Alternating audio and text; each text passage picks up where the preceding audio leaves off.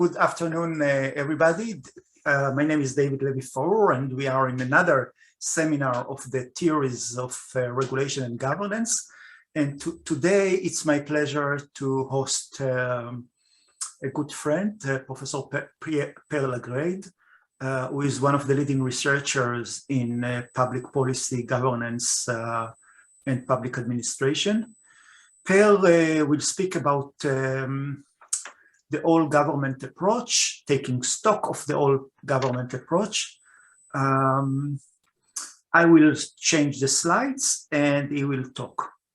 Thank you, Per, for joining us. And before I move the floor to you, and I will say that Per is Professor Emeritus at the Department of Administration and Organization Theory at the University of Bergen, one of the excellent centers in the world in our field.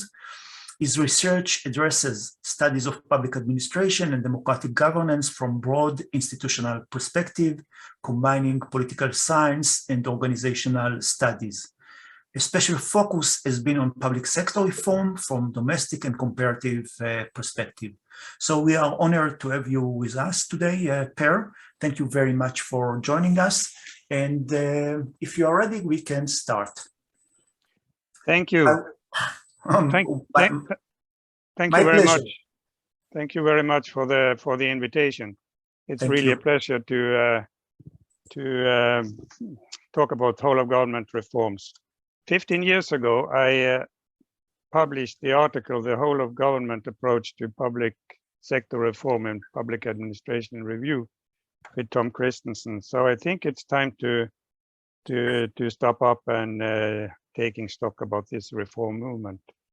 I've also been involved in several projects, for example, the COCOPS project on coordination for cohesion in the public sector in the future, which was a big comparative European project.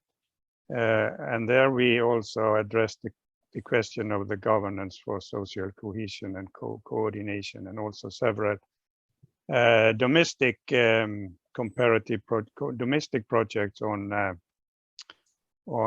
these kind of reforms. So next, please. So the outline, I will first talk about the concept. What is whole of government, which is a loose concept, but it is a reform for handling transboundary wicked problems. So I will dig a bit into the wicked problem issues. And second, I will talk about the trajectory. And I think what we see is increased divergence and increased complexity. We'll also say something about the driving forces, and there I think there is no one factor explanation for this kind of reform movements, but there are multiple driving forces, which I will mention briefly. And then I will go on to say something about effects.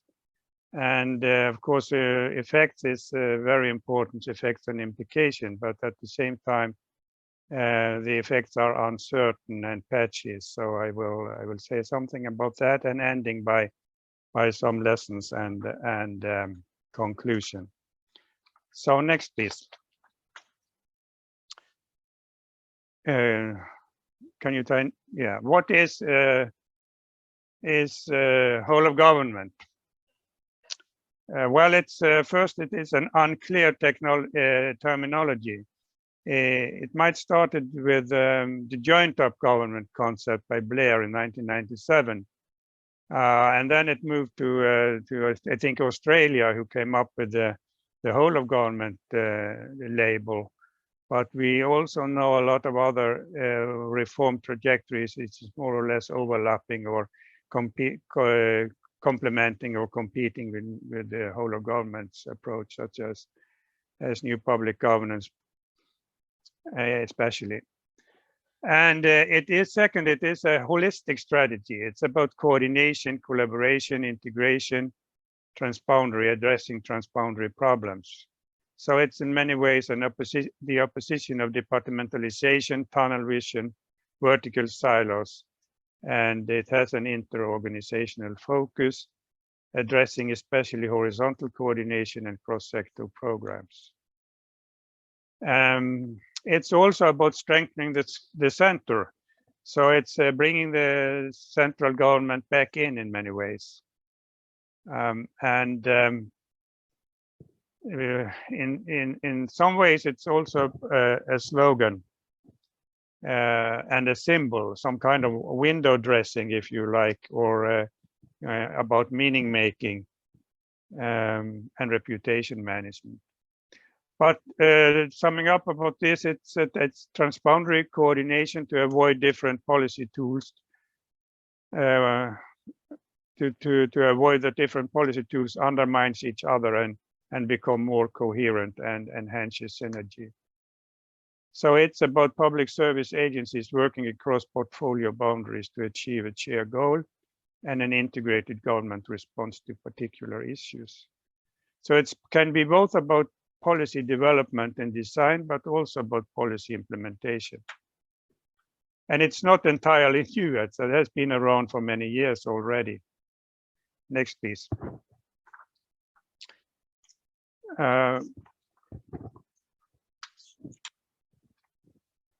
It is a loose concept in many ways, as I said. It's a collection of different means and measures, not all pointing in the same direction. For example, it prescribes more network and more central control at the same time. But I think it is more about the networks than about hierarchy. And there are also loose couplings between the big general ideas and model on the one hand and the more specific tools and measures on the other hand. Next. Yeah. Yeah. And also when it comes to the theoretical approach, it's not founded on a coherent theoretical foundation. It combines different theories, such as especially network theory and governance theories, but also bureaucracy theories. Next, please. Yes. Examples of cross-cutting coordination arrangements in this kind of whole of government approach. Well, like merging agencies and ministry, joint planning and working groups and project groups, network arrangements, partnerships, collegial bodies, one-stop shops, intergovernmental councils, circuit breaking teams, task forces, joint entities, and also coordinating ministers and special positions, interagency collaboration units, strategic units, lead agency approach, and so on and so forth. Digital area governance solution, also systems of exchange of information. So these are examples to see what it is about. So what we see then is that the scope and intensity of whole of government arrangements vary. It can vary in scope. They can be temporary or permanent arrangements, can be about policy making or policy implementation or both. It can be horizontal oriented or vertical oriented. They can have a narrow target group within the government, or also a broad target group, also included civil society and stakeholders. And then we move more toward a whole of society approach. They can be on one level of government or multi-level across policy areas. So they vary in scope, but they also vary in intensity. They can be formal and more or less formal. There can be high intensity and low intensity, going from collaboration as the kind of most intensive kind of behavior to more coexistence, which is kind of less intensive. So next, please. And then I would like to stress that this is a reform handling wicked problems. And what do we think about when we talk about wicked problems? Well, that situation when the problem structure does not overlap with the organization structures. So there is a lot of complexity. They are cross-boundary, crossing administrative levels, sectors, and policy areas. And there are also complexity over time. So first, complexity. Second, uncertainty. The means and knowledge is contested and uncertain. There are weak evidence-based knowledge. And third, it's about ambiguity. ambiguity regarding goals and values. There are different goals and values, different trade-offs between different goals and values. Think about the COVID-19 pandemic. It's about your life, your money, and your freedom, and you have to trade off these kind of values. And examples of these kind of policy area: poverty, unemployment, migration, organized crime, climate and environment issues, sustainable development, societal security, public health, social cohesion, and so on and so forth. So these are really the big issues that public administration is supposed to address and handle, and they are the difficult issues to handle. Next, please. So why is wicked problem interesting? Well, first, they challenge existing pattern of organization and management. They do not fit easily into established organizational context, and they're constantly framed and reframed. And second, they are unlikely to belong to any one organization. They typically overlap organizational borders, and they can best be handled by working together across borders. And third, emerging solutions have important implications for society, affecting citizens' governance capacity, policy making, and implementation, and may also create new problems. And finally, they have a focus on values and value conflicts. Emerging solutions affect dominant steering norms and values and representation. So they affect governance legitimacy, not only governance capacity, but also governance legitimacy and accountability. Next, please. Well, divergence, there is a discussion when it comes to whole of government reforms, if they are diverging or if we see a converging development. Well, what we see, I think, is there are differences between countries when applying this kind of reforms. There are fast-moving and slow-moving systems. There are front runners and laggards. Maybe we see a north-south divide, as we saw in the COCOPS project. More whole of government reforms in the north part of Europe than in the Mediterranean area, for example. There are differences between administrative levels. There are central level or local levels. There can be more or less at the different administrative levels. And third, there are differences between policy areas and tasks. Next, please. Differences between policy areas and tasks, especially these wicked issues, wicked problems versus tame problems. So whole of governance reforms are more appropriate when it comes to handle the big problem, the wicked problems, more than the tame problems. And there are differences over time, change over time.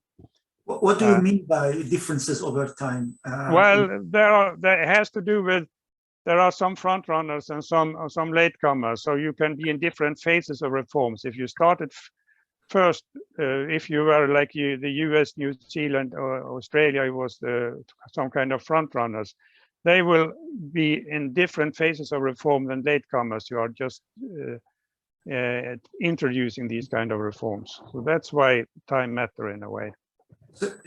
Yeah, but can you see expansion of those reforms, the growing number of those reforms, like explosion? Yes, I think it's becoming more of it now, but the labels differ. So more now, it's more called new public governance, for example. So new public governance reform. So very often it's difficult to distinguish what we mean by whole of government reforms and new public governance reforms, but they are all about increasing integration and strengthening the cohesion in the administrative apparatus. But different countries and different societies are in different phases of these kind of reforms, I think. It started in the most radical new public management countries like New Zealand, Australia, and UK, and then it moved on. So, so what we see is also that whole of government complements and supplements previous reforms rather than replace them. So that's also a very important development. So it's not the case that the old reforms disappear, but they are supplemented by this. Yeah. So a whole of government trajectory, that's about need for more integration, cross-boundary coordination, capacity, holistic approach, central control to handle wicked problems. So and it is an umbrella term. It's not fully coherent. For example, they prescribe a strong state, but also seeing the state as one actor among many in partnership networks, co-production, and collaborative governance. So it's an interesting kind of combination of hierarchy and networks. We also see that these kind of reforms are competing and coexisting with other government paradigms, increased complexity, producing increased complexity, layering, and no single dominant model. But it is about policy integration and administrative coordination, and this has become a new trend.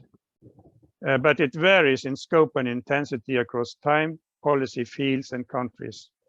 Front runners like Australia, New Zealand, UK, Canada, and maybe also Scandinavian countries. In Norway, we had several of these kind of whole of government reforms in the health sector, in the welfare administration sector, for example. Yeah. Do we have Scandinavian or style of all of government reform?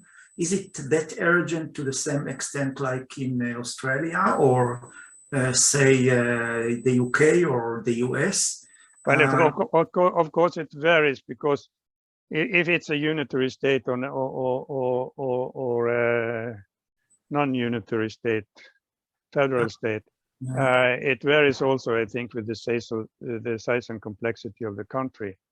Yeah. So I think small countries, unitary countries, it's more easy to implement these kind of reforms than the big federal countries, for example. It's interesting that you say, all institutionalism, federal, unitary, or the size of the country, but you don't refer to national styles of policy making, more adversarial, more consensual. Yeah, of course. Yeah. But that's very important also. It is about trust in government. If there is high trust in government and low level of corruption, it's much more easy to implement these kind of reforms than if there is a very strong degree of politicization and polarization and lack of consensus. Yeah. So that matters also. That's kind of maybe one of the reasons why the Scandinavian countries are applying these reforms more eagerly than other countries, maybe. Yeah. Okay, next please. So arguments for whole of government. Well, it's some kind of learning from new public management, I would think.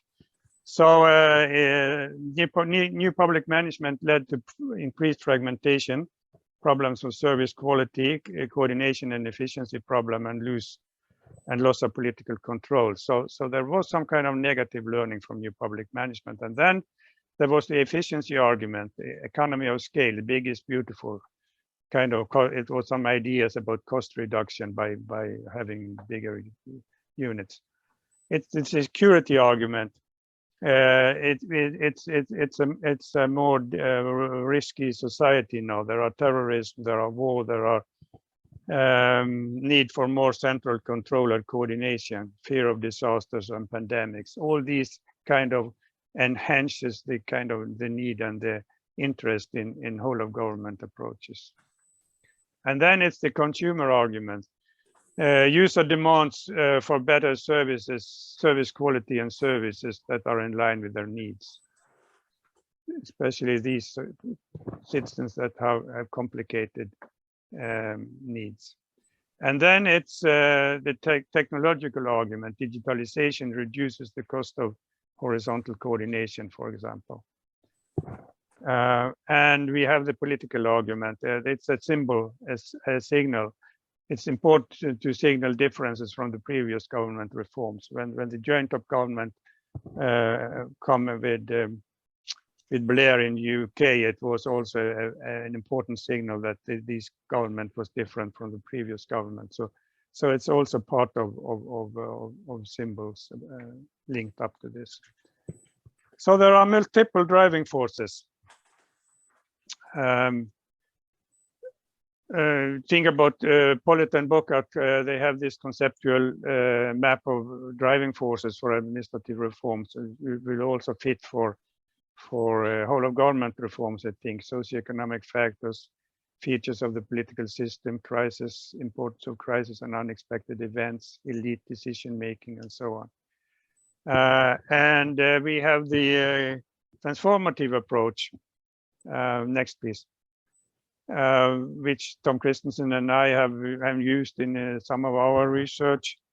So we try to look into policy design within a complex mixture of environmental pressure, polity features, and political administrative structures, and also the importance of national historical institutional context. So this means, next please, this means there is no single factor explanation. It's no one size fit all.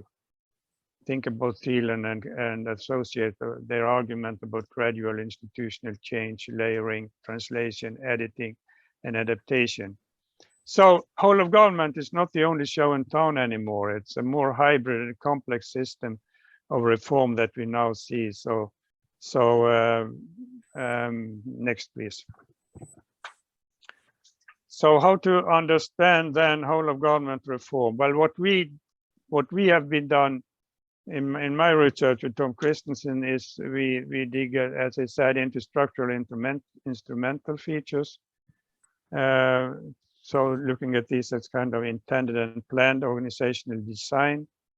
But this has to be supplemented by kind of pragmatism. Next, please.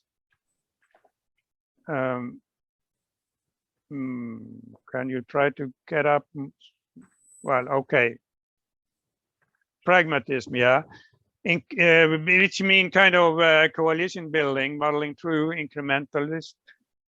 Important to involve affected parties and employees, trial and error, but also cultural institutional perspective and the next one, the mid perspective also matters. So we need to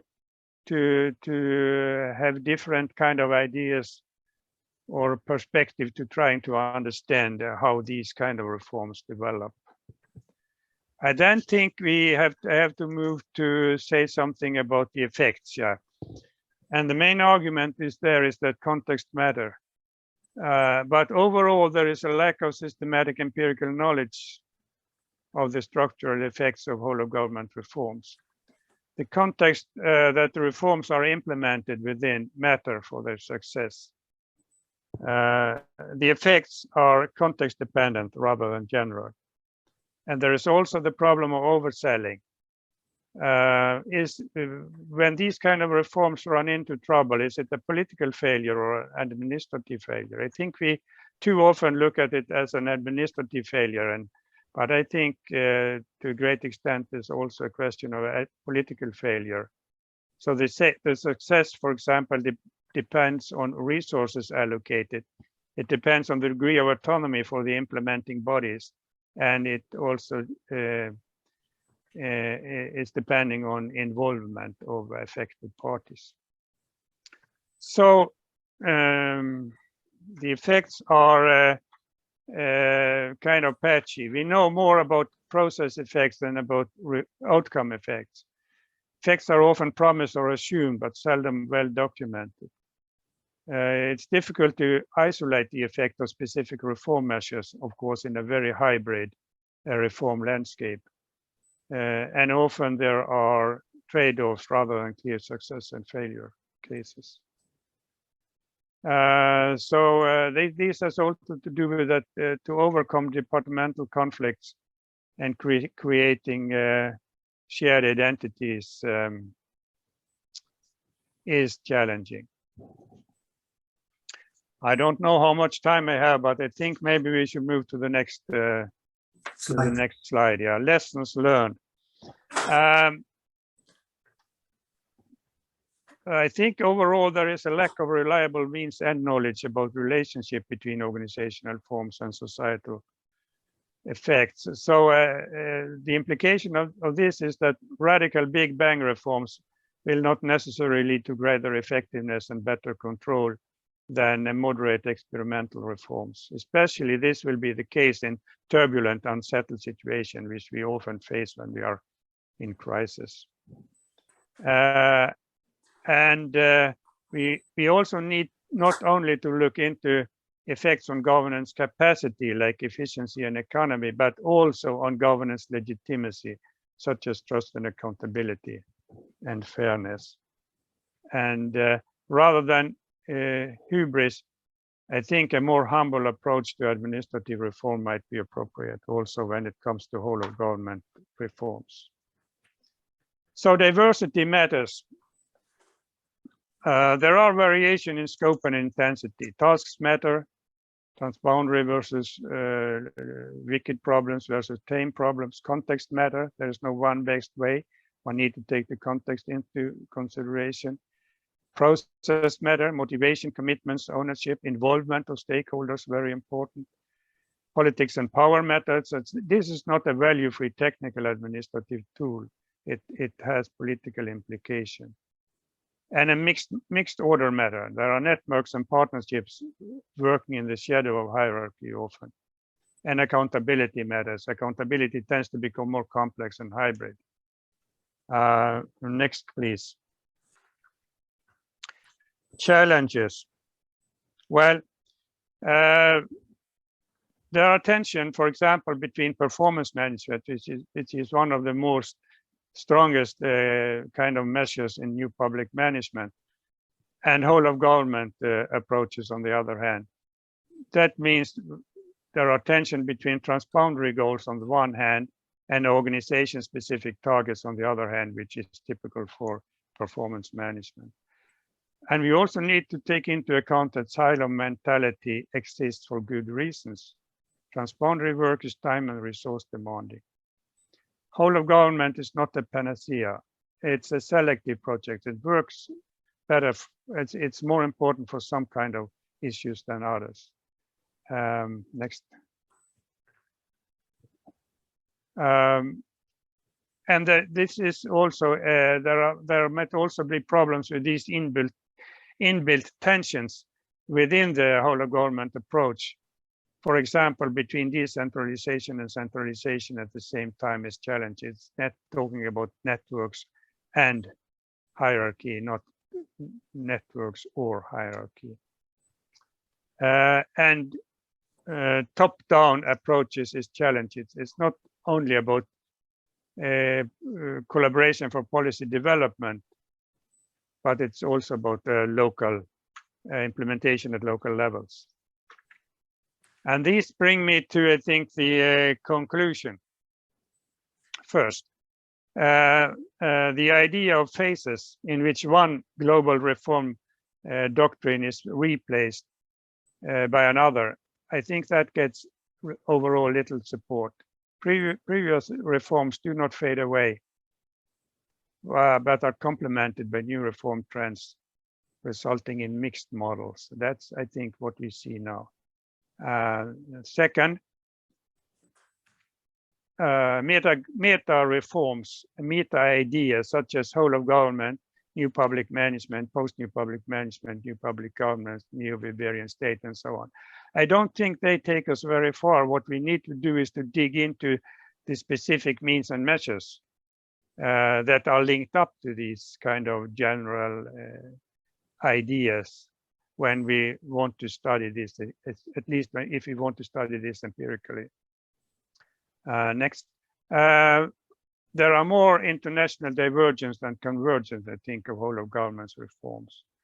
And what we need more than anything else is reliable empirical data on the effects and implication of whole of government reforms. And then we need And a core challenge is to explain how hybrid organization based on mixed political orders and different organizational principles, combining whole of government and other reforms, how they can be contextualized and understood. So I think that's one of the biggest challenges that we have. So summing up, whole of government reforms are needed to address, I think we skipped the last, but No, okay, let's take it. Go for it, please. Okay, the way forward. Well, there are three trajectory we can see. That's the first one is a linear scenario, convergence to the dominant reform model, whole of government. I don't believe in that one. I think neither maybe a cyclical scenario is more probable, like pendulum swing the old, for example, the old Bavarian bureaucracy straight back in a new way, maybe the Neobarbarian bureaucracy, for example. That might happen, but I think what we now see more and more is this hybrid scenario, divergence, hybrid and complex system emerged, competing, coexisting governance paradigms, networks and partnerships in the shadow of hierarchy. That seems to be, well, at least what I see, becoming more and more common.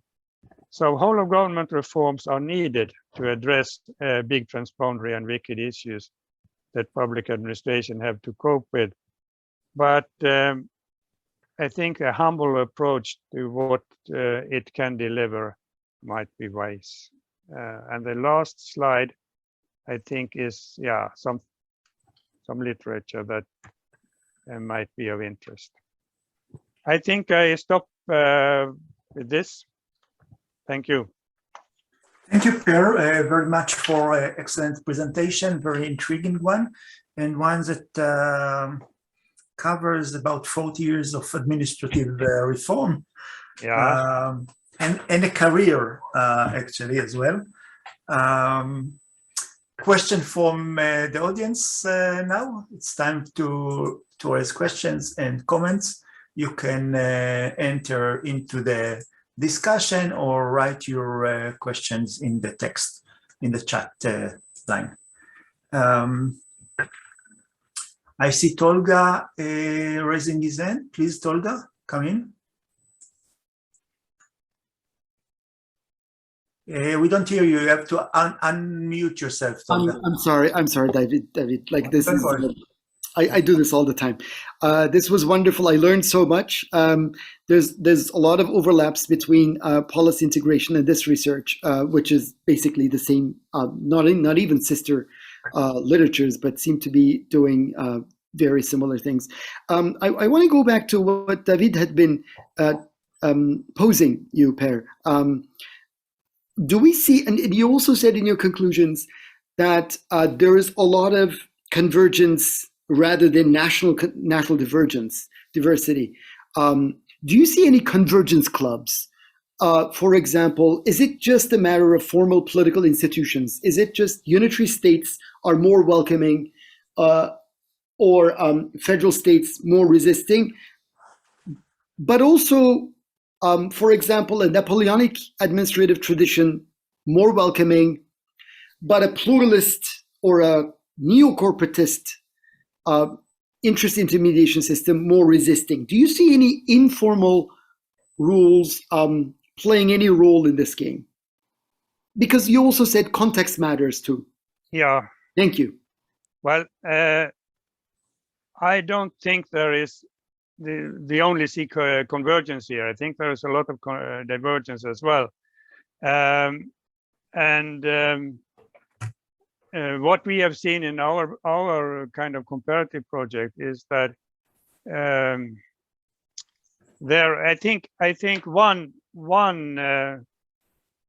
factor that is very important, that's the degree of corruption. If if we have a kind of good government with impartiality as the main norm and low level of corruption, I think then the possibility for running these kind of reforms are much better than if the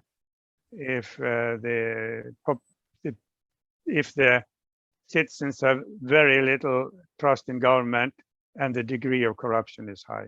So my hunch on this is that the context matter in that respect, that if you are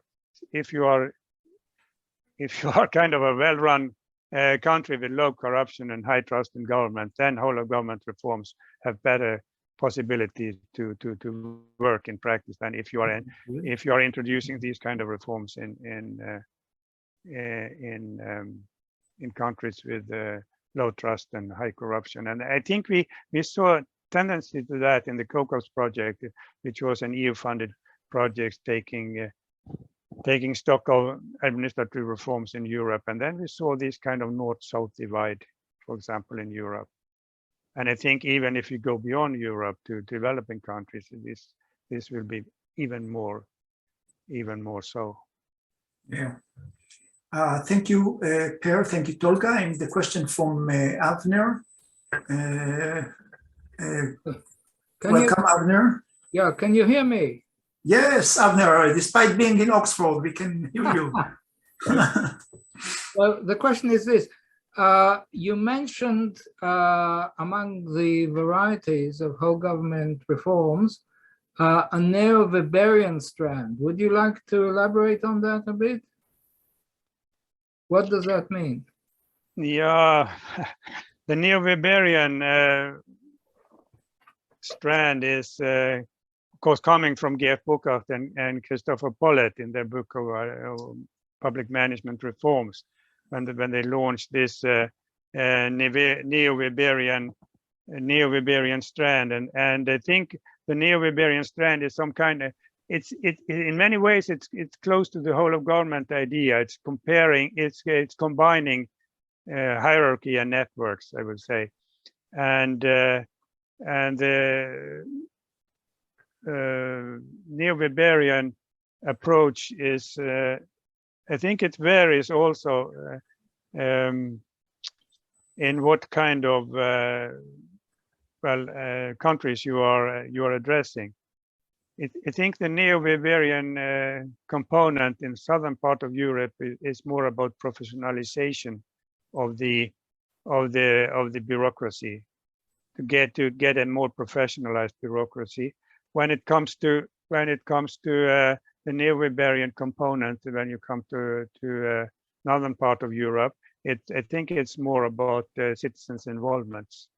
To introduce the new part of it is to adding these kind of citizens' participation and involvement and co-production and these kind of things.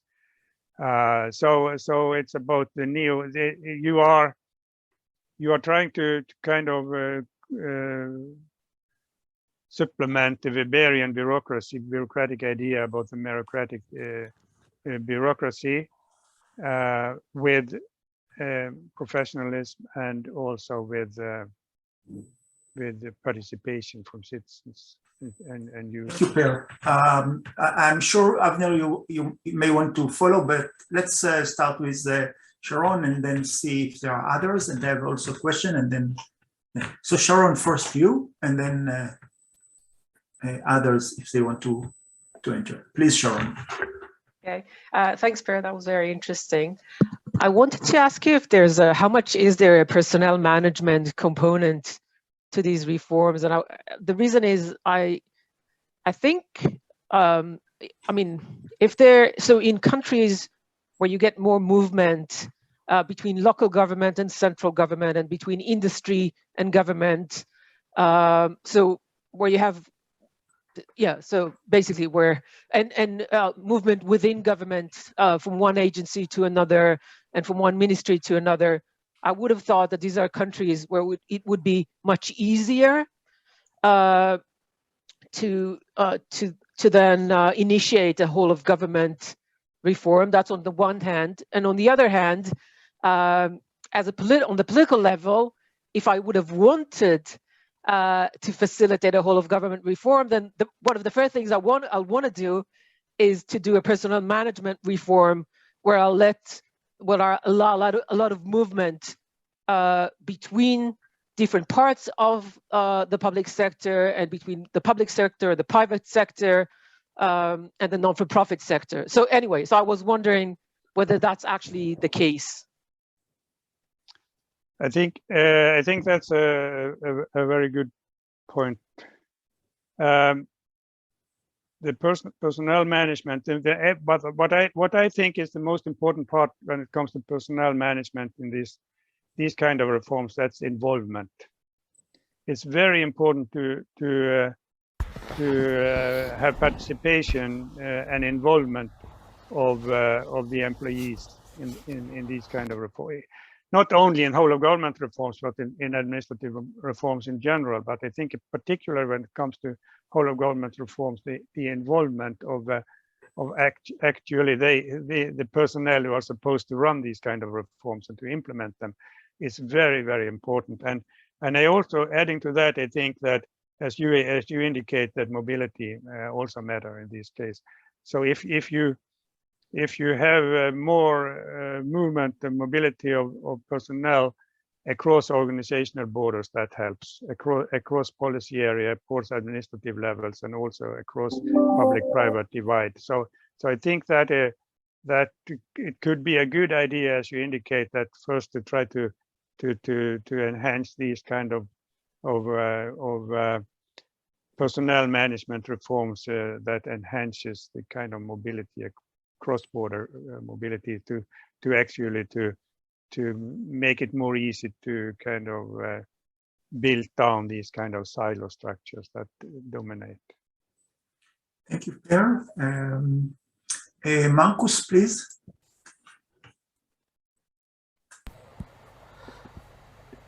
Thanks. That was most interesting. I wondered if you could explain a little bit how the issue of power relationships becomes resolved in these kind of whole of government approaches. Because obviously in any kind of government setting, people with the loudest voice, or people with the most political backing, tend to direct the resulting policies in their own way. Does whole of government attempt to or manage to resolve this in any way, or are the same problems found in whole of government as in normal processes? Well, I think this is one of the biggest problems with whole of government reforms, the question of power and what kind of coordination we are actually talking about here. Well, the aim is in a way to get over from negative coordination towards more positive coordination, and negative coordination means that if you don't involve in my issues, I will not involve in your issues. So everyone is kind of in favor of coordination as long as they are not involved themselves, and this is of course the question of power. So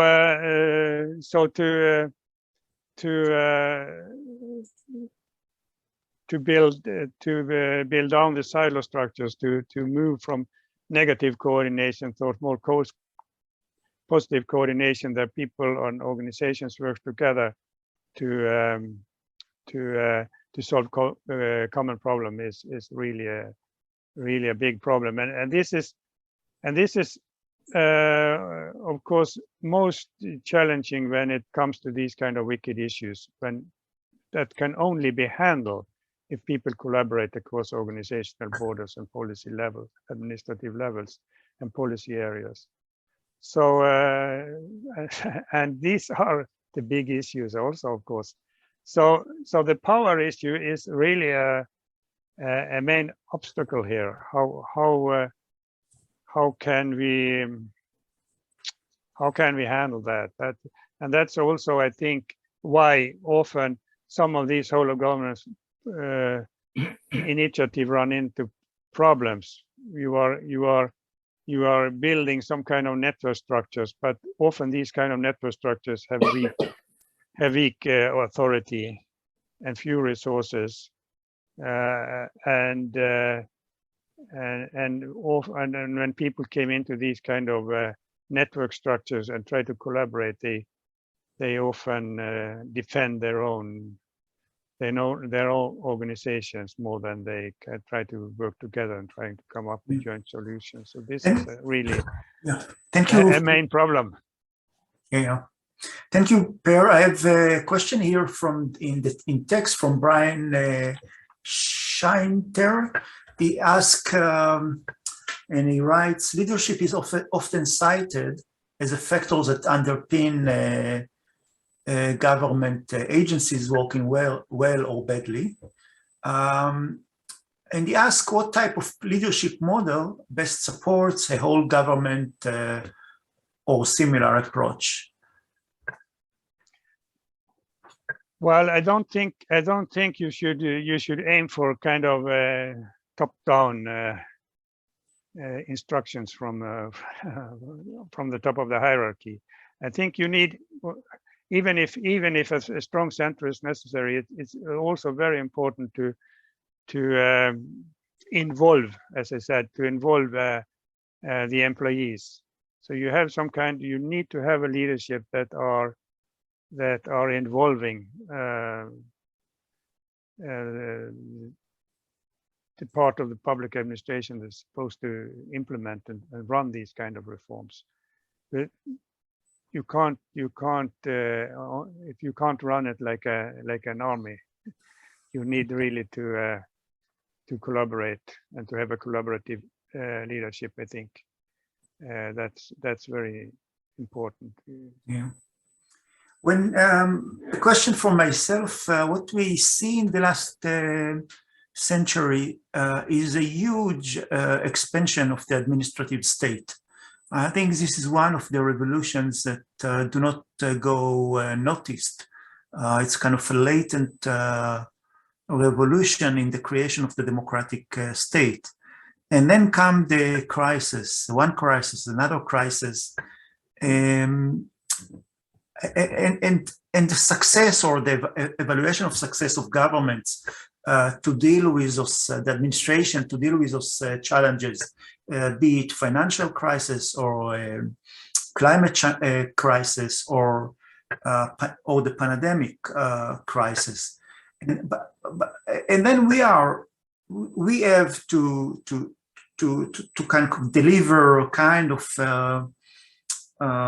judgment, evaluation, assessment, or even normative voice about the success of the administrative state in dealing with it, including the all state or all government approach. Would you say that administrative structure, expansion, capacities of our democratic states meet the challenge? That administration is getting its due attention and the respect in society? Of course, it varies. Yeah, that's a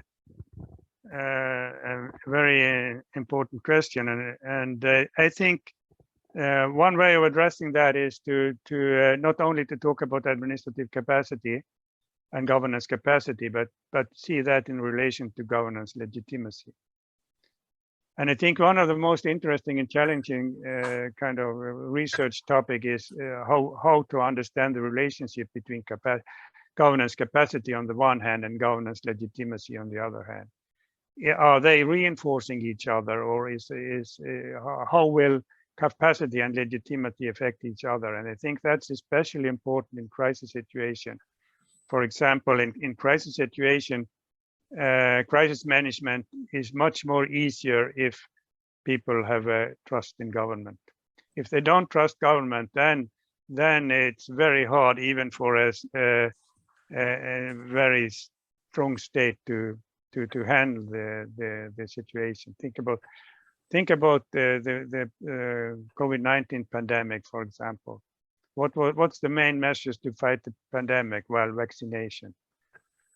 And who want to be vaccinated? Well, that is people who trust the government. So there is a very important and interesting link between governance capacity on the one hand and governance legitimacy. And to have good government, you need to have both. It doesn't help if you have a very strong capacity if the legitimacy is not there. So you need to try to